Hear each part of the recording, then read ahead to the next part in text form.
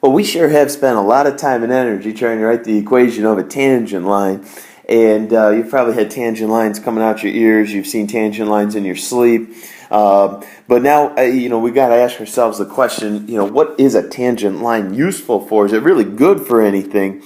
And we're going to try to introduce you to one of the useful practices of a tangent line today, and that's called local linearization.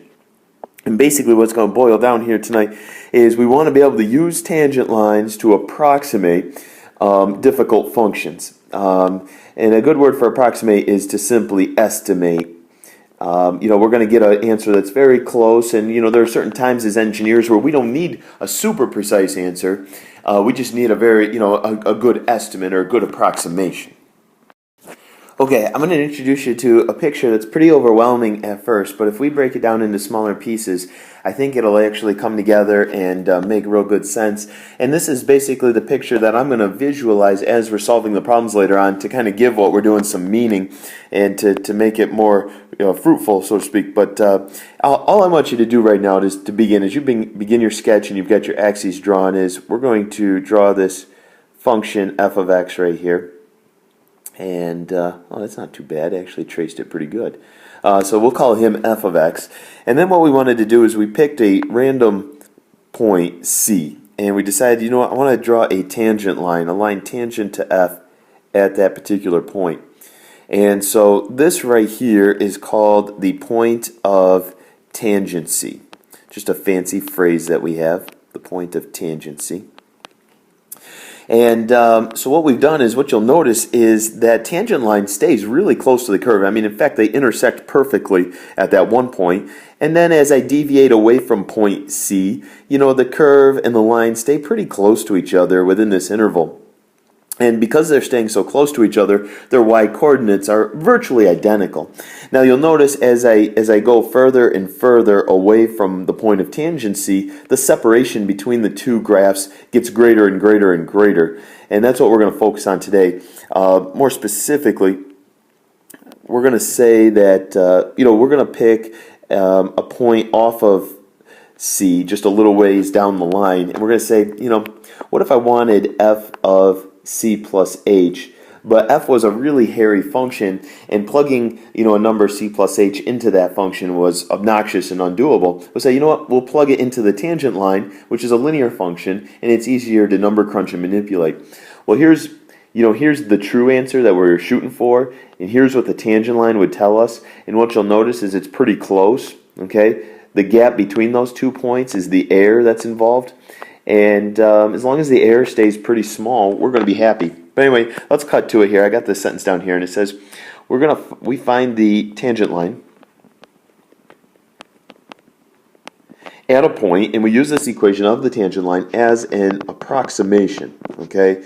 Again, if you like the word estimation better, go ahead and use it as an approximation for the function. All right, I brought in this blank screen just so we could kind of recreate the graph that I threw at you. That was a little overwhelming on the last slide. But anyway, so we've got our original curve, and he's called f of x, and we just picked a random point here on the x-axis called C, and we said, I want a tangent line at point C.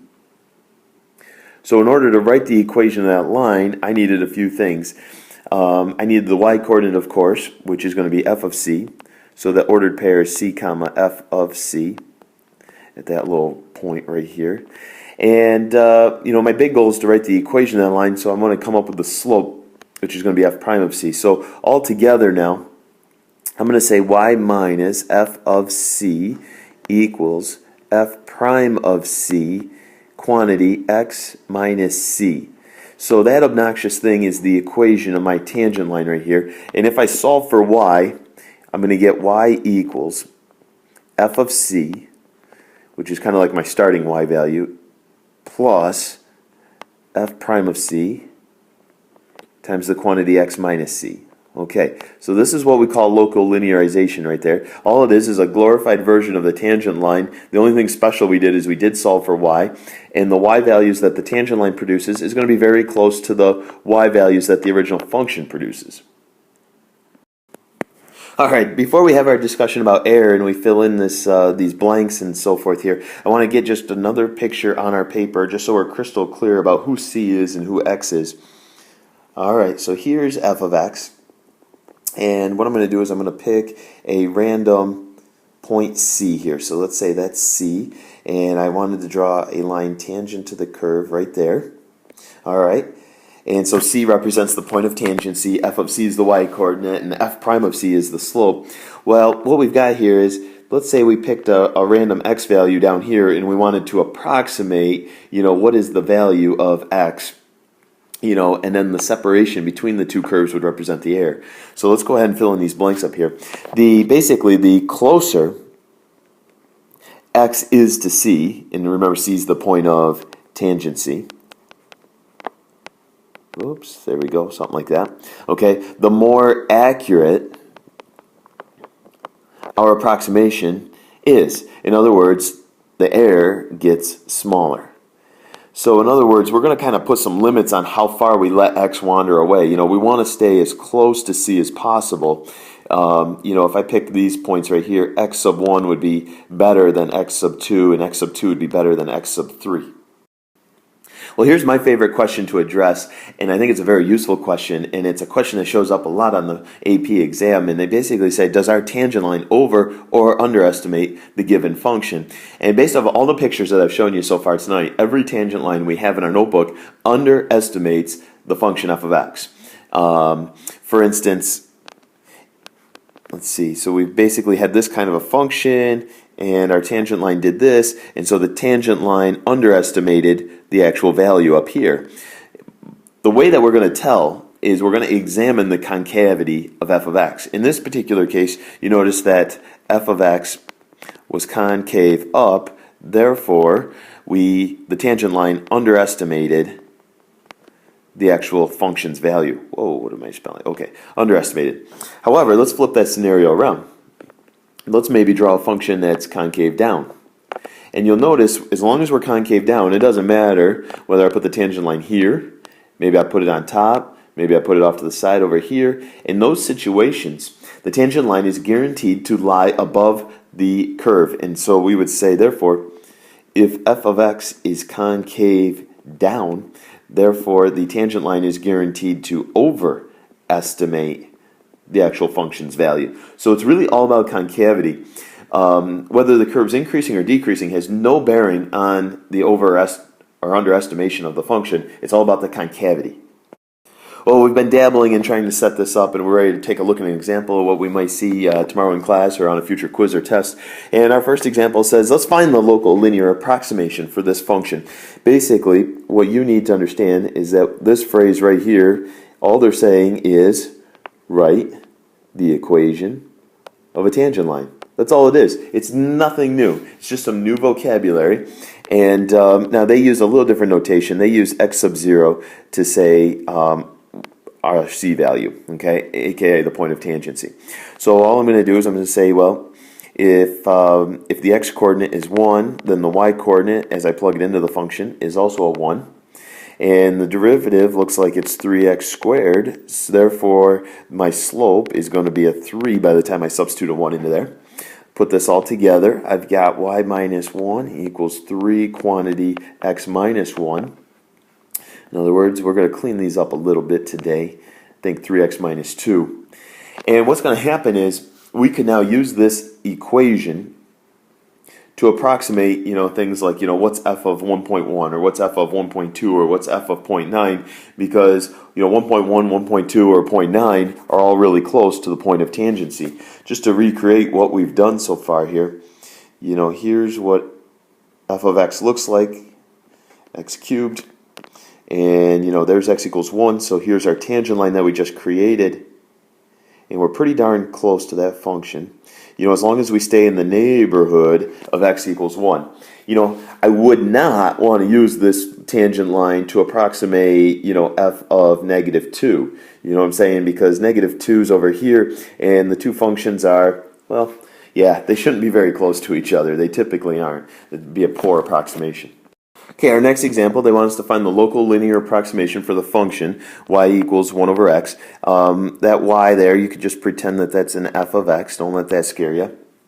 And they want us to do a point of tangency at x equals 2, and then use that tangent line to estimate f of 2.1. So here we go. All we're going to do, remember, as soon as they said local linear approximation, I'm thinking write the equation of a tangent line. That's all I'm thinking. So let's see. We know that f of 2 is equal to 1/2. We know that f prime of x is equal to negative x to the negative 2, otherwise negative 1 over x squared. And if I find the slope specifically at 2, I'm going to get negative 1/4. All right, put that all together. We're going to get a tangent line, y minus 1/2 equals negative 1/4 quantity x minus 2. And now I'm going to use this tangent line to estimate what f of 2.1 is. And so I'm actually going to make my substitution right now, and I encourage you to do so rather than distributing that 1/4, because 2.1 minus 2 is pretty friendly.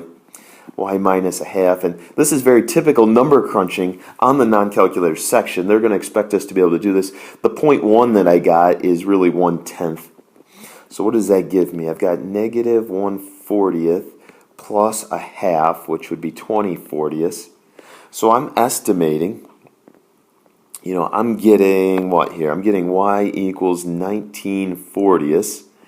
And so we could say f of 2.1 is approximately 19/40ths.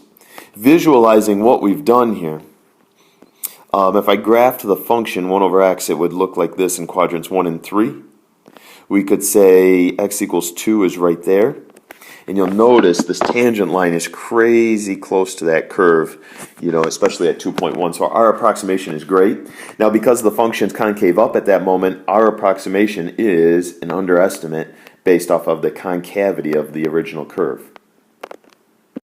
Now, so far in the first two examples, you're probably wondering why go through all the pain of getting a tangent line. The original functions themselves were pretty friendly, and why waste your time with an approximation if you can just go get the real thing? And I'd agree with you. We were just kind of building our basics and getting an idea of where we were going with this. Now, in this particular one, I think you'll find it more useful, because if someone asked me to find the sine of 0.1, I wouldn't have a clue where to start. So we're going to use local linear approximations to help us on this path. So we're going to write the equation of a tangent line for the sine function. Okay, so let's assume that f of x is our sine function.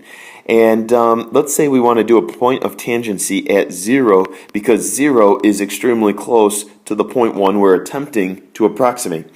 And therefore, f of 0 in this case is simply 0. F prime of x is the cosine function, and f prime evaluated at 0 gives us a 1. All right, we'll put all this together. We've got ourselves a nice tangent line here. Y minus 0 equals 1 quantity x minus 0. Now, if I can substitute my 0.1 in for the x, look at how easy this turns out to be. We end up getting simply y equals 0.1 itself. So we've just proven that the sine of 0.1 radians is approximately 0.1. In other words, don't be afraid to kind of visualize your graph so that we don't lose sight of what we're accomplishing here. We know that our sine curve looks like this, true? Okay? And if I did a tangent line at 0, the tangent line would look like this.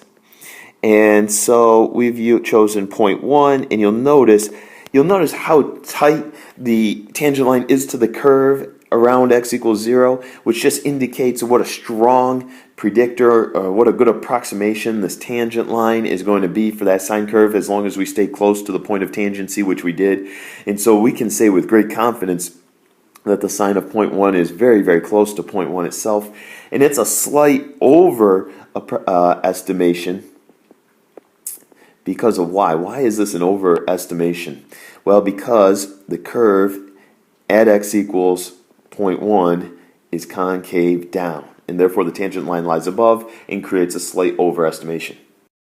All right, one last one to really give you a feel for the usefulness of this method. What if I threw a function called x plus the natural log of 1 plus x at you? And your first instinct's very obnoxious, ugly looking function, and as an engineer, I needed to get f of 0.2. And whatever project I'm working on doesn't necessarily demand a super precise answer. I just need to get a ballpark answer. And so what I'm going to do is I'm going to do a tangent line. I'm going to write the equation of a tangent line at x equals 0 because 0 is very close to 0.2. You know, if I wanted to estimate f of 0.2, it really wouldn't make sense to do a tangent line at 5 because the values aren't that close to each other. Pick the closest one. And so we put it all together. We've decided, let's see, f of 0 is going to be 0 plus the natural log of 1. And of course, that's 0, so we can just get zeros there. F prime of x is going to be 1 plus 1 over 1 plus x. And if I evaluate the derivative at 0, I'm going to get 1 plus 1, which is 2. Okay, I'm going to put this all together. We've got y minus 0 equals 2 quantity x minus 0. In other words, y equals 2x. If I substituted the 0.2 into that, 2 times 0.2 is going to give me 0.4.